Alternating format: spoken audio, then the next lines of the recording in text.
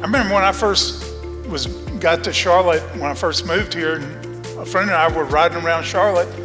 I didn't know that sections of Charlotte were named after the 7 churches of Revelation. And we ran into this sign that said, "Welcome to Laodicea."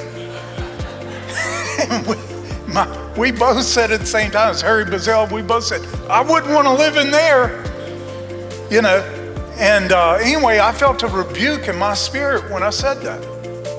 I went back and checked out, Laodicea, the lukewarm church, the one the Lord said he was going to vomit out of his mouth. There's no greater offense in a relationship than indifference. Better to be hot or cold. Indifference is the worst insult or offense in any relationship. The Lord said, "You're lukewarm, I'm going to vomit you out of my mouth." That's pretty serious. Okay, he was not high on that church.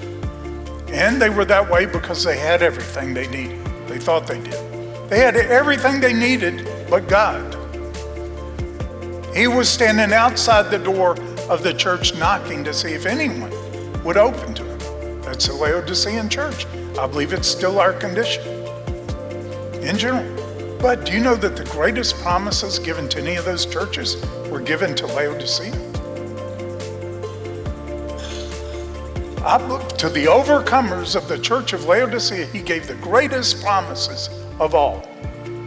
That if they opened to him, any who would open to him, he would come in and he would sup with them, eat with them. He's going to provide their food. When Peter said, "You're the Christ, the Son of the living God," to Jesus, and Jesus said back to him, "Blessed are you, Peter. Flesh and blood did not reveal this to you, but my Father in heaven. And upon this rock, I will build my church." He wasn't talking about building his church on Peter. Peter means a little stone. He was talking about the rock that getting revelation straight from the Father is.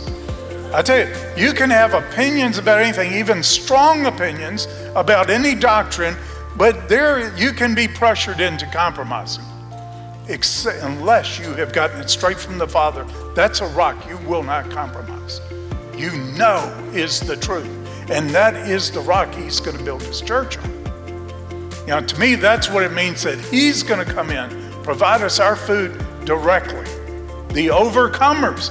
I think the reason they get the greatest promises is because perhaps the hardest thing to overcome is that lukewarm spirit.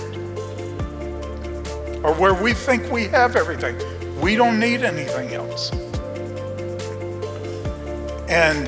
But he says anyone that can keep their zeal for him, keep their fire for him, in the middle of this lukewarm church, he's going to give them the greatest rewards we could get. Now, what was the other one?